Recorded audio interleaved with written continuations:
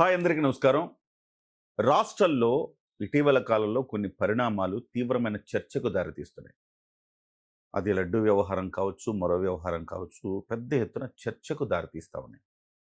At the same time Janasena party నుంచి రావాల్సినంత గట్టి ప్రతిఘటన కావచ్చు, లేకపోతే కౌంటర్స్ కావచ్చు, అఫీషియల్‌గా పెద్దగా రావటం లేదన్న అసంతృప్తి క్యాడర్‌లో నెలకొంది. ఎందుకు పార్టీ మాట్లాడట్లేదు దీని మీద? ఇలాంటి సందర్భాలు చాలా ఈ మధ్య కాలంలో చూస్తా ఉన్నాం. అయితే ఈ అంశాలపై మాట్లాడటానికి మనతో పాటుగా Janasena party senior leader, TIDCO chairman, అలాగే జనసేన పార్టీ కాన్ఫ్లిక్ట్ కమిటీ వ్యవహారాల చైర్మన్ అజయ్ కుమార్ వేములపాటి గారు ప్రస్తుతం ఉన్నారు. ఆయనతో మాట్లాడదాం. రాజకీయంగా ఈ మధ్య కాలంలో చాలా పరిణామాలు జరుగుతూ ఉన్నాయి.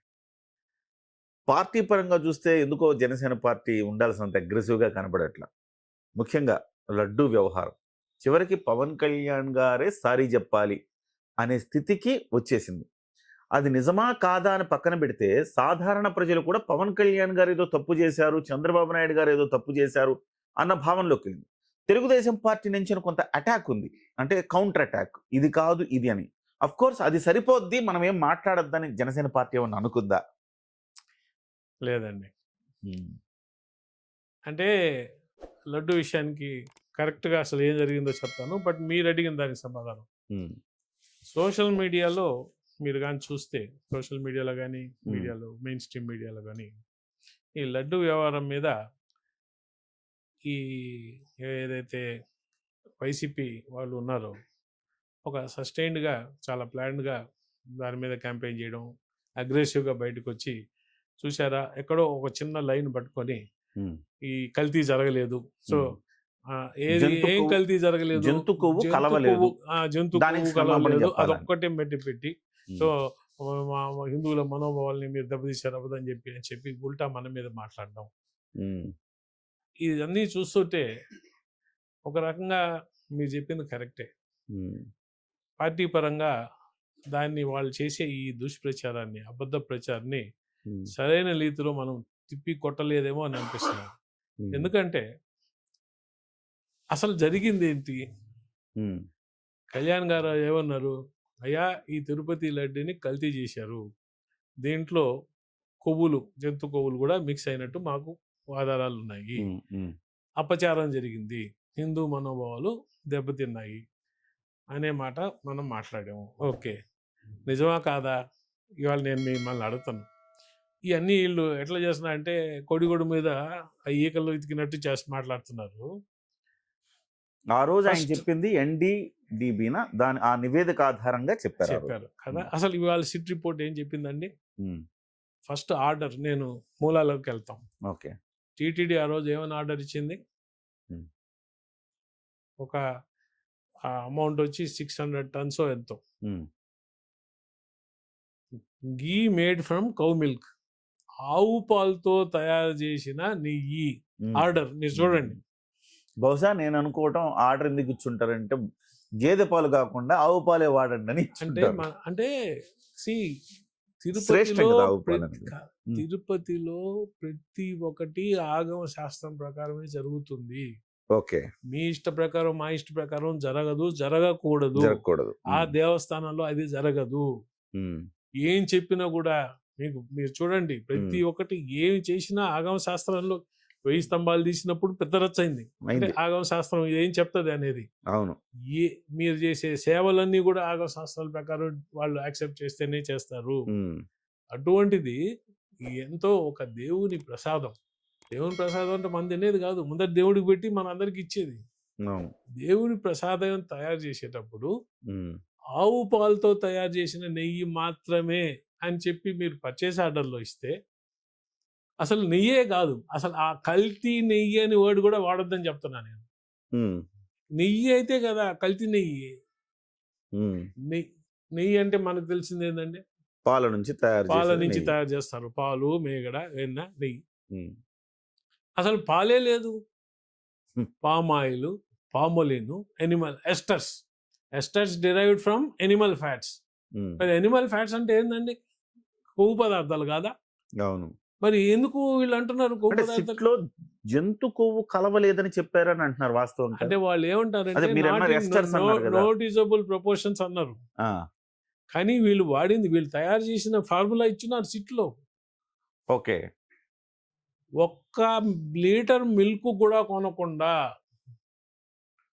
Palm oil, palmolein, um, esters derived from animal fats or vegetable fats, um, దీంట్లో నుంచి చేసినవి ఉమ్, ఒక పదార్థాన్ని తీసుకువచ్చి ఉమ్.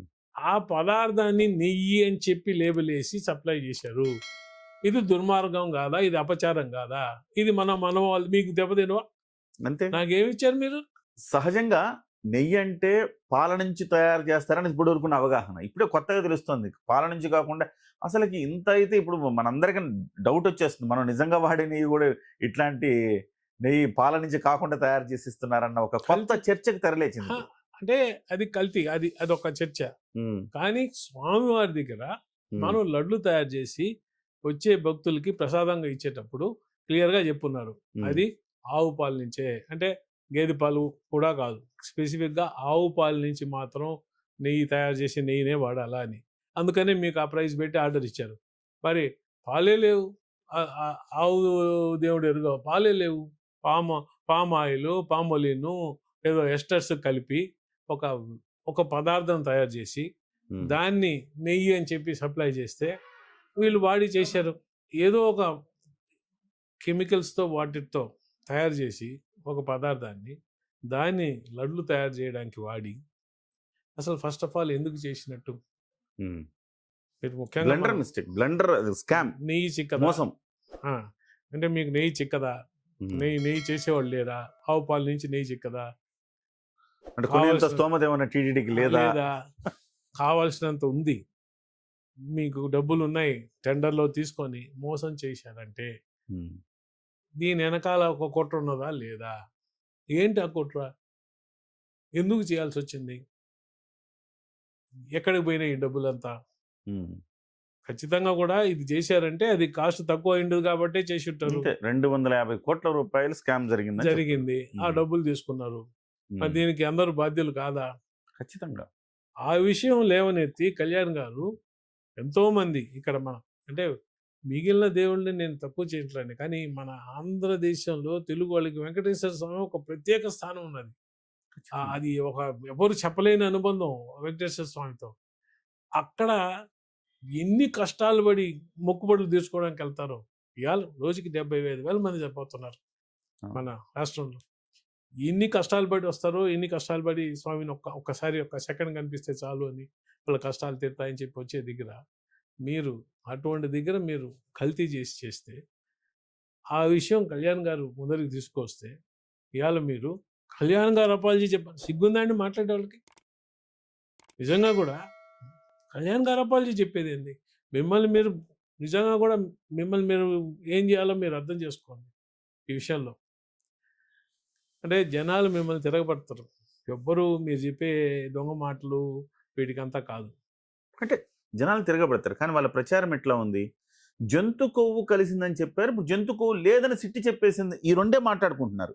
ఈ రెండే మాట్లాడి పెద్ద ఎత్తున ప్రచారం చేసి పవన్ కళ్యాణ్ గారు ఇప్పుడు సమాధానం చెప్పాలి, క్షమాపణ చెప్పాలన్నారు. పవన్ కళ్యాణ్ గారు నేను అడుగుతున్నాండి, కళ్యాణ్ గారు మాట్లాడాల్సింది మాట్లాడిస్తారు. మేము చదివాం రిపోర్టు, మేము అడుగుతున్నాము. అసలు అది నెయ్యే కాదు, ముందర దానికి సమాధానం చెప్పు. నెయ్యే కాదు, దాంట్లో ఏ కొవ్వు ఉందో తర్వాత మాట్లాడతాను నేను. ఎందుకు కొవ్వు ఉందా, ఇంకో కొవ్వు ఉందా, నీ కొవ్వు ఎక్కువ మాట్లాడుతున్నావు. మీరు చెప్పండి, అది నెయ్యి కానప్పుడు మీరు ఎట్లా చేస్తున్నారు దాన్ని? కల్తీ కాదా? మీరు ఒక కెమికల్స్తో తయారు చేసి ఒక పదార్థాన్ని, నేను నెయ్యి అని వర్డ్ కూడా మాట్లాడలే, ఏదో ఒక పదార్థాన్ని తీసుకొచ్చి దాన్ని నెయ్యి అని చూపించి దాంతో లడ్లు చేసి తయారు చేస్తే మీరు ఏం మాట్లాడుతున్నారు? భయంకరమైన మోసం ఇది. ఎంత మోసం జరిగింది దాంట్లో. ఈ విధంగా మాకు డెఫినెట్గా మనోభావాలు ఇప్పుడు ఇంకా ఎక్కువ దెబ్బతింటున్నాయి. ఇదేంది అన్యాయం? మీరు అన్నట్టు ఇందాక కల్తీ నెయ్యి అంటే ఎంతో కొంత నెయ్యి బాగా ఉండాలి, పాలలోంచి తీసి నెయ్యిలో కొంచెం కల్తీ జరుగు. అసలు కల్తీ కాదు, నెయ్యే కాదు. ఆ వ్యర్థం ఏదో నెయ్యి కాదు, అది ఇట్స్ సమ్ అదర్ సబ్స్టెన్స్. దాన్ని తీసుకొచ్చి దాంతో మీరు చేస్తే ఎంతమంది ఆరోగ్యాలు పాడైనాయో ఎవరికి తెలుసు? What is the net result of that? దానికి అందులో భాగంగా ఫస్ట్ వికెట్ పడింది ఇవాళ. మీరు అనిల్ కుమార్ సింఘాల్ గారు చూస్తూ ఉన్నారు, ఆయన పాత్ర లేకపోయినా ఆయన ప్రేక్షక పాత్ర వహించాడు ఆ రోజు ఈవుగా ఉండి అనేది అని సిట్ వ్యక్తపరిచింది ఆ భావనను. అందుకే ప్రభుత్వం ఇమ్మీడియట్‌గా ఆయన ఆ పదవిలోంచి, ఆ బాధ్యతల నుంచి తప్పించింది. సో, ఇంకా మిగతా వాళ్ళకి శిక్ష పడేలాగా చర్య తీసుకోవాల్సిన అవసరం ఉంది గదా! ప్రతి ఒక్కరండి హ్మ్. ఎవరైతే ఆర్డర్ ఇచ్చారో, హ్మ్. ఎవరైతే టెస్ట్ చేశారో, ఎవరైతే దీంట్లో అన్నిట్లో లోపలికి పోయి అసలు ఎందుకు ఇప్పుడు కూడా ఒక మూల కారణం ఎతకాలి మనం దీనికి. హ్మ్. ఎందుకు చేసినట్టు ఈ డబ్బులు? అంటే డబ్బుల కోసమే చేసినారని అనుకుంటున్నాను నేనైతే. ఇప్పుడు అదే డబ్బుల కోసం చేసి ఈ కల్తీ ఎందుకు చేశారంటే డబ్బుల కోసమే. హ్మ్. ఇది చీప్ కాబట్టి. దీంట్లో ఎంతో ఎక్కువ సేవింగ్ ఉంటుంది అనుకోని. సో, ఆ డబ్బులు లేదంటే గౌరవం గూడా లేకపోయి ఉండాలి. వెంకటేశ్వర హండ్రెడ్ స్వామి మీద భక్తి ప్రపత్తులు లేని వాళ్ళు అది అసలు అట్లా చేస్తారు. 100% భయం, గౌరవం, భక్తి ఉంటే స్వామి వారి దగ్గర భయం, భక్తి, గౌరవం ఉంటే ఈ పనులు చేస్తారండి? అంతే కదా! ఎవరికి లేదు. ఎవరికి? ఎవరైతే ఆళ్ళొచ్చి బయటకొచ్చి మాట్లాడుతున్నారో వాళ్ళెవరికీ భక్తి లేదు. భక్తి లేదు కాదు కదా! కొంచెం కూడా సిగ్గు, ఎగ్గు లేదు ఈ మాట మాట్లాడడానికి. అసలు నెయ్యి గాని ఒక పదార్థాన్ని తీసుకొచ్చి దాంతో అని వాడి లడ్లు తయారు చేసి ప్రజలకు పంచి హ్మ్. కొవ్వు లేదని మాట్లాడారు. ఎట్లా మాట్లాడతారండి ఇది? అయితే హ్మ్. సామాన్య ప్రజల దగ్గరికి పోయినప్పుడు హ్మ్. ఈ మెసేజ్ ఏదైతే ఉందో అది హ్మ్. సరిగ్గా పోలేదు పబ్లిక్‌లోకి అనేది మాట వాస్తవం. అదే. నేనదే ఈ అడిగా ఈ ఫస్ట్. మెసేజింగ్‌ని తీసుకోపోవడంలో మనం గూడా అంటే మనం చదువుకొని హ్మ్. అంటే సిట్ రిపోర్ట్ అందరికి రాదు గదండీ. సిట్ రిపోర్ట్ గవర్నమెంట్ చేతిలో ఉంటది. కోర్ట్ చేతిలో ఉంటది. మరి వైసీపీ వాళ్ళకి ఎట్టొచ్చిందో వాళ్ళకొచ్చింది. దాంట్లో వాళ్ళు కావాల్సిన ఒక అర లైనో, లైన్ తీసుకొని దాని మీద విపరీతమైన ప్రచారం చేశారు. సో, ఆ సిట్ యాక్చువల్‌గా సిట్ రిపోర్ట్ ఏం రాసింది? హ్మ్. మొత్తం సిట్ రిపోర్ట్‌లో ఏం చెప్పారు? హ్మ్. ఎవరెవరు దీంట్లో దోషులు? హ్మ్. ఎవరెవరి పాత్ర ఏంది? ఇయన్నీ దాన్ని తీసి మాట్లాడి పబ్లిక్ ముందర పెట్టాల్సిన అవసరం ఉంది. అవును. ఇది ఏదో ఒక మామూలు క్రైమ్ గాదిది. ఇది ఒక వెంకటేశ్వర స్వామి వారి మీద చేసిన క్రైమ్ ఇది. ఆ అపరాధం స్వామివారికి చేసిన అపరాధం. కరెక్ట్ అది. ఈ వాస్తవం. స్వామివారికి చేసిన అపరాధాన్ని మీరు బయటకు తెచ్చి బహిర్గతం చేసి ఎవరెవరు ఉన్నారు దీంట్లో ఇంకా కూడా సిట్టు దీంతో ఆపకూడదు. దోషులు వాళ్ళు కాదు. దీని వెనకాల ఎవరున్నారు కూడా చూసి అందరినీ కూడా శిక్షించాల్సిన అవసరం ఉంది. హ్మ్. ఎవరెవరైతే ఇవాళ ఏదైనా నోటికొచ్చి మాట్లాడుతున్నారో కళ్యాణ్ గారు ఇది చేయాలి, అది చేయాలని వీళ్ళందరూ కూడా రియలైజ్ కావాలా ఈ పాపం యెస్. అందరికీ చుట్టుకుంటుంది. ప్రతి ఒక్కరికి శిక్షలు పడతాయి. ఓకే.